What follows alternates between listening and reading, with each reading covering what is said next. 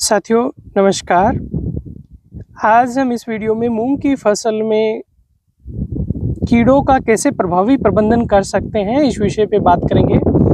देखिए, कीड़ों का जो प्रबंधन है उसमें हर एरिया के लिए थोड़ी सी अलग स्ट्रेटजी है, क्योंकि कुछ एरिया ऐसे हैं जिनमें बहुत बिरले खेतों में मूंग लगता है। उन एरिया में कीड़ों की उतनी समस्याएं नहीं आती हैं, तो उनकी स्ट्रेटजी अलग है। और जिन एरिया में बहुत ज़्यादा मूंग की फसल लगती है उनकी स्ट्रेटजी थोड़ी अलग होनी चाहिए और थोड़ी एडवांस होनी चाहिए। जैसे मध्य प्रदेश के कुछ पार्ट में काफ़ी एरिया में मूंग लगता है और हर साल मूंग लग रहा है, तो वहाँ कीड़ों की समस्या बहुत ज़्यादा आती है। तो उनकी स्ट्रेटजी थोड़ी डिफरेंट है और थोड़ी एडवांस होनी ही चाहिए। जैसे खासकर एमपी का हरदा वाला एरिया या वो एरिया जहाँ मूंग ज़्यादा लगता है, हर साल लगता है और बड़े रकबा में लगता है। देखिए, मूंग की फसल में शुरुआती जो आपका कीड़े का जो प्रबंधन होना चाहिए वो ये है कि जब आपके 2 पत्तियों से जब 3 पत्ती आनी स्टार्ट होती हैं, तब आपको मूंग में की पत्ती के अंदर कोई छेद दिखेगा या पत्ते थोड़े कुकड़े टाइप दिखेंगे। वैसे इस समय आप स्प्रे ना करोगे तो उस मूंग का ऐसा नहीं है वो मूंग खत्म हो जाएगा। पर ऐसे में यदि जैसे इस आप पौधे की कंडीशन देख रहे हो कि ये देखो आपका ये पौधा एकदम से मतलब डाउन है, बाकी इसके साथ के पौधे बड़े हैं क्योंकि इसमें इंसेक्ट का इन्फेस्टेशन रहा है। रीजन क्या है कि पौधा हरा बना रहता है, सब चीज़ें ठीक है, लेकिन वो उसकी ग्रोथ स्लो हो जाती है और आपका वो मूंग की फसल थोड़ी डिले हो जाती है। तो शुरुआत में कीड़े का इंसेक्टिसाइड का स्प्रे करना बहुत ज़रूरी है। देखिए, थोड़ा पेशेंस रखना, अपन बहुत एडवांस चीज़ों की ओर डिस्कस करने वाले हैं, खासकर मारूका और उन सब कीड़ों का भी। तो शुरुआत में जो आपका स्प्रे होना चाहिए, जब आपका मूंग बहुत छोटा है, करीब 12-14 दिन का है, 2 पत्ती से तीसरी पत्ती निकल रही है, उस स्टेज में जो आपका स्प्रे होना चाहिए वो बहुत सिंपल इंसेक्टिसाइड का होना चाहिए। खासकर उसमें आप ले सकते हैं थाइमेथोक्सम प्लस, उसके साथ मिक्स करना चाहो तो इमामेक्टिन कर सकते हो, इसका स्प्रे कर सकते हो, या थाइमेथोक्सम प्लस लेमडाजोलिका या अन्य किसी नाम से मार्केट में आता है। इनमें दोनों में से कोई एक इंसेक्टिसाइड स्प्रे लेके शुरू में स्प्रे कर दें।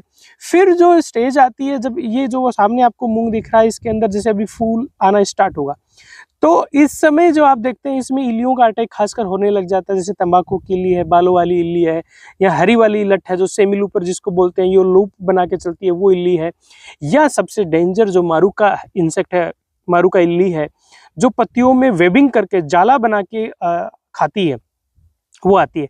तो हम इनको बालों वाली लट को और तंबाकू की इल्ली को ये बहुत आसानी से कंट्रोल हो जाते हैं, इमामेक्टिन से भी कंट्रोल हो जाती है। इन पे हम चर्चा ना करते हैं, हम सीधा जाते हैं मारूका के ऊपर कि उसको हम कैसे कंट्रोल करें। देखिए, पहले मारूका को हम थोड़ा समझते हैं और फिर उसका प्रभावी कंट्रोल समझते हैं। देखिए, मारूका जो इंसेक्ट है, जो पत्तियों को आपका जो खासकर जब फूल आना स्टार्ट होता है तब ये कीड़े का अटैक मोस्टली देखने को मिलता है। उस समय फूल के आसपास इसकी मादा अंडा देती है और जो एक फोटो देख रहे हो आप इसकी मादा का, वो आपको पहचान होनी चाहिए कि ये मादा खेत के अंदर घूम रही है, इसका मतलब कि मारूका आने वाला है, ये अंडे देने वाली है। मारूका जो ऊपर का कोमल भाग होता है, फूल या नई पत्तियां होती है, वहाँ अंडे रखती है और उस अंडे से जब कीड़ा निकलता है तो सबसे पहले वो 1-2 दिन खुले में ही धीरे धीरे उसको फूल को या सॉफ्ट जो कोमल हिस्सा उसको खाना स्टार्ट करता है और 2-1 दिन बाद में वो अपने चारों तरफ जाला बनाना स्टार्ट करता है। जाला बना के फिर उसके अंदर बैठा बैठा वो खाता है।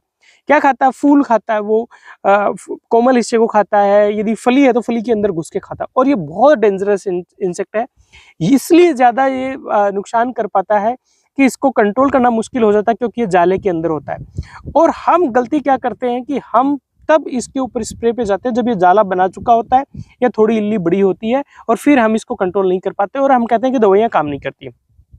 हाँ, ये बात ठीक है कि गर्मियों में तापमान थोड़ा ज़्यादा रहता है, तो जो कीटनाशी जो दवाएँ हैं उनकी कैसी है, जो उनका असर आना चाहिए, उसमें थोड़ा-सा अंतर आ जाता है।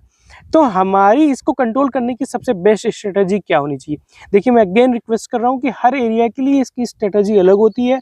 जहाँ ज़्यादा अटैक आता है, वहाँ इसकी अलग स्ट्रैटेजी है, कम अटैक वाले एरिया में इसकी स्ट्रैटेजी अलग है।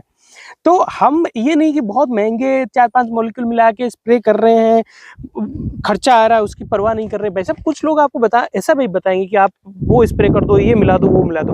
पर हम मूँग एक बोनस प्लस फसल के रूप में ले रहे हैं, तो इसमें हमारा टारगेट ये होना चाहिए कि इसमें लो कॉस्ट में, कम से कम कॉस्ट के अंदर हमारा कंट्रोल हो जाए इंसेक्ट का। तो इसके लिए कौन-कौन से इंसेक्टिसाइड है? जैसे सबसे पहले और शुरुआती आपके लिए इमामेक्टिन बेंजोएट कब, जब फ्लोरिंग आपकी स्टार्ट हो, 50% फ्लोरिंग, यानी मतलब आपके पूरे खेत के 50% पौधों में लगभग फ्लोरिंग स्टार्ट हो जाए, तब आप इसके अंदर इमामेक्टिन बेंजोएट का एक स्प्रे कर सकते हो। और बहुत एडवांस में आप जाना चाहते हो तो इमामेक्टिन या इमामेक्टिन के इस अलावा स्पाइनेटोरम, जो महंगा है लेकिन बहुत इफेक्टिव है, वो ले सकते हो। तो शुरुआत में जब आपके फूल आना स्टार्ट हुआ है तो शुरुआत के अंदर आप इन दो में से कोई इंसेक्टिसाइड ले सकते हो। इमामेक्टिन बहुत सस्ता है, इमामेक्टिन से आपका मन नहीं भर रहा है तो इसमें भी थाइमेथोक्साम ऐड कर सकते हो। उसका ये फायदा कि कोई रस चूसने वाला और वो कीड़ा है तो वो आपका कंट्रोल हो जाएगा, वैसे जरूरत नहीं है। लेकिन जब कीड़ा आपके एडवांस स्टेज के अंदर है और वो वेबिंग कर रहा है अंदर है, तो उस केस में यदि देखिए, वैसे तो इसमें सिर्फ कीटनाशी स्प्रे कर देना एक प्रभावी कंट्रोल स्ट्रेटजी नहीं है।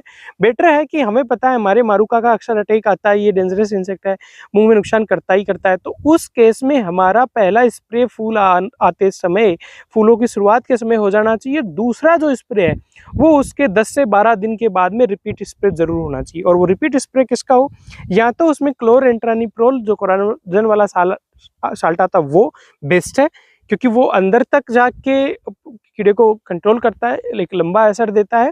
या उसके अल्टरनेट में हम फ्लूबेंडामाइड हम ले सकते हैं। फ्लूबेंडामाइड कोराजन का अल्टरनेट है, या तो कोराजन या फ्लूबेंडामाइड।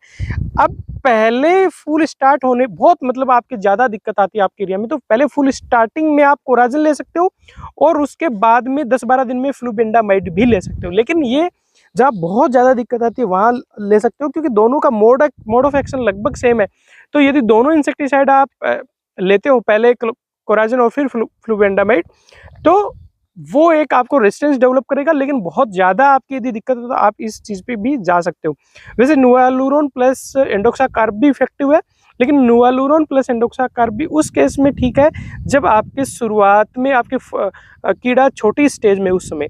और इसमें सब पूरी बात में सबसे इम्पोर्टेंट बात है कि आप मरुक्का को इसके मौत को पहचाने, और शुरुआत के 1-2 दिन है जब इसने आपका वो लट निकली है, जब तक इसने पूरी तरह से जाला नहीं बनाया तब आप उसमें स्प्रे करें। बहुत छोटी लट होती है, आपकी थोड़ी सी ऑब्जर्वेशन क्रिटिकल होनी चाहिए।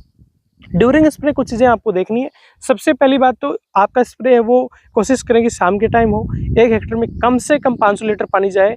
और स्प्रे करते टाइम भी आपका जो फोकस है वो जो आपका नए जो हिस्सा ग्रोइंग जो एरिया है, खासकर फूल है या ऊपर का जो पोर्शन है उसको टारगेट करें, क्योंकि मारुक्का आपको ऊपर के पोर्शन में ही मिलेगा। तो ये सब चीज़ें ध्यान में रखें। और अगेन मैं ये रिक्वेस्ट करूंगा कि मारुक्का को सिर्फ आप देखें कि एक स्प्रे कर दूं उससे कंट्रोल हो जाएगा, नहीं, इसके लिए एक कंप्लीट कंट्रोल स्ट्रेटेजी चाहिए जिसमें आपकी बुआई भी जल्दी होनी चाहिए इवन, है ना। और दूसरा ये जो चीज़ें बताई ये, इसके अलावा कुछ फार्मर जैसे कई बार बहुत ज़्यादा कंट्रोल नहीं होता, तो वो आजकल जो एक ट्रेंड में चल रहा है कि नीम ऑयल और उसके साथ में काटाफ हाइड्रोक्लोराइड मिलाता है, ये बहुत कोई अच्छी स्ट्रेटेजी नहीं है। हाँ, हालांकि काम कर देगा, क्योंकि नीम ऑयल है जो आपको इस कीड़े को खाने से रोक देगा, एंटीफिडेंट टाइप में काम करेगा। और जो काटाफ हाइड्रोक्लोराइड है ये तुरंत मारेगा, और वो यदि मतलब कांटेक्ट और सिस्टमेटिक दोनों है तो जो जिस इसके कांटेक्ट में आएगा उसको भी किल करेगा, और जो उस प्लांट को खाएगा चेव करेगा उसको भी किल करेगा। तो कर सकते हो, लेकिन बहुत कारगर स्ट्रेटजी नहीं है। लॉन्ग लास्टिंग में इसके कुछ नेगेटिव भी देखने को मिल सकते हैं, स्पेशली रेजिस्टेंस को लेके। और दूसरा ये है कि इसके जो रिजल्ट है वो सब जगह सेम नहीं आएंगे, कुछ एरिया में अच्छे आ जाएंगे, कुछ एरिया में नहीं आएंगे। और यदि आप ऐसा भी करते हो, मतलब आपका खुद का एक्सपीरियंस है, तो उस केस में भी आप इसको भी अर्ली टू मिड में जा सकते हो। मतलब जब आपके इन्फेस्टेशन स्टार्ट हो तब से लेके, या थोड़ा बहुत इन्फेस्टेशन हो तब, बहुत लेट में तो ये भी आई थिंक बहुत ज़्यादा प्रभावी नहीं होगी। उम्मीद करता हूँ जानकारी ठीक लगी। यदि जानकारी ठीक लगी तो प्लीज़ इसे खूब फार्मर के साथ शेयर करें। Thank you.